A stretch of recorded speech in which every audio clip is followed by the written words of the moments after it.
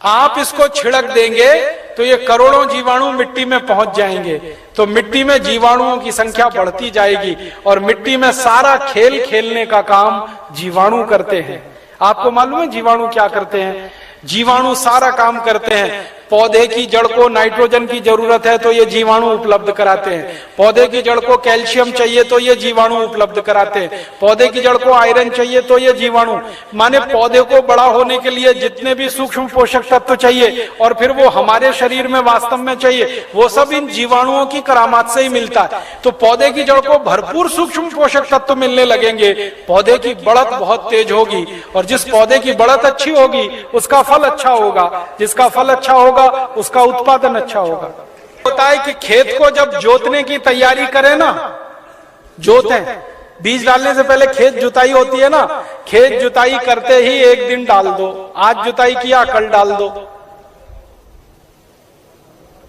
जुताई करके डाल दो, ये पहली बार, ठीक है।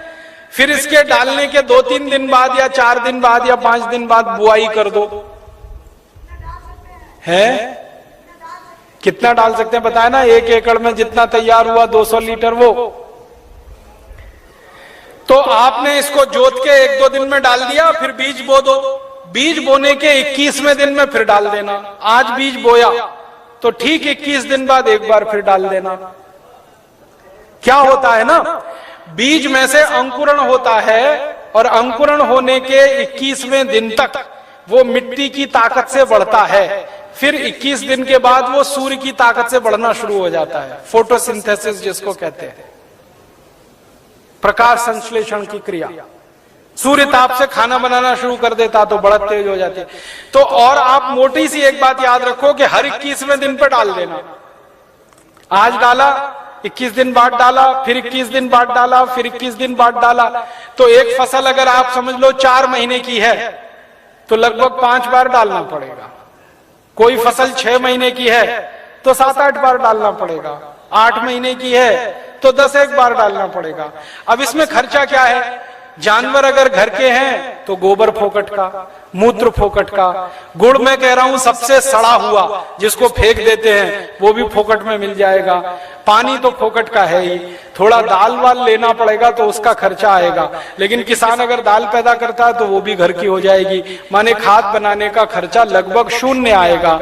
मेहनत लगेगी, पूंजी में पैसा कम से कम खर्च होगा। और ये खाद जो तैयार होगी इसमें जबरदस्त क्वालिटी है, क्योंकि इसमें कैल्शियम भरपूर, आयरन भरपूर, फास्फोरस भरपूर। क्या क्या इसमें है? गोबर है, गोबर में कैल्शियम है, आयरन है, सल्फर है, सिलिकॉन है, कोबाल्ट है, मैग्नीशियम है, मैग्नीज है, 18 सूक्ष्म पोषक तत्व हैं जो चाहिए मिट्टी को। फिर गुड़ है, गुड़ में जबरदस्त फास्फोरस है, गुड़ में जबरदस्त कैल्शियम है, फिर मूत्र में ये सब है। तो जो सूक्ष्म पोषक तत्व हमें चाहिए वही मिट्टी को चाहिए, वो सब इस खाद में भरपूर है। यूरिया में नहीं है, डीएपी में नहीं है, यूरिया में कैल्शियम नहीं है, डीएपी में कैल्शियम नहीं है। और कैल्शियम सबसे प्रमुख आधार है मिट्टी के लिए, क्योंकि खेत में कैल्शियम होगा तो पौधे में होगा, पौधे में होगा तो फल में होगा, फल में होगा तो भोजन में होगा, भोजन में होगा तो शरीर में होगा, शरीर में होगा तो हड्डियां मजबूत, हड्डियां मजबूत तो शरीर मजबूत। ये सारा साइकिल इसी कैल्शियम के उस पे। तो ये तो गोबर की खाद से ही मिलेगा, यूरिया डीएपी से मिलने ही वाला नहीं है। तो किसान को ये समझाइए आप। अब आपको समझ में आ गया, हर 21 दिन में डालना है, जबरदस्त फसल आएगी। पहली बार जब आप डालोगे ना तो किसान थोड़ा झिझक करेगा, उसको भरोसा नहीं है, विश्वास नहीं है, तो उसको कहना कि भाई तुम डालो, नुकसान तुम्हारा नहीं होगा। मैंने बहुत किसानों का हिसाब निकाला है, खराब से खराब खेत में जब गोबर का खाद डालते हैं ना तो गेहूं का उत्पादन पहले साल की तुलना में थोड़ा ही कम आता है, लेकिन उत्पादन जितना कम आता है उससे ज्यादा खर्चा बच जाता है, तो वो बराबर मामला बैठता है।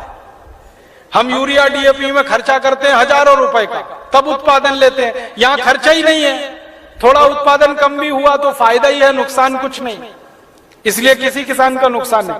और 2-3 साल लगातार आपने डाल दिया तो उत्पादन बढ़ना शुरू हो जाता है, लगातार बढ़ता है। और 10-12 साल में तो कई खेत ऐसे हैं जहां उत्पादन सीधे डबल हो जाता है, 100% की बढ़ोतरी हो जाती है। नहीं, छानने की जरूरत नहीं है, ऐसे ही डालो। उसमें जितना कचरा है सब खेत में जाने दो, क्योंकि कचरे में जीवाणुओं की संख्या और तेजी से बढ़ेगी। छानने की जरूरत नहीं है।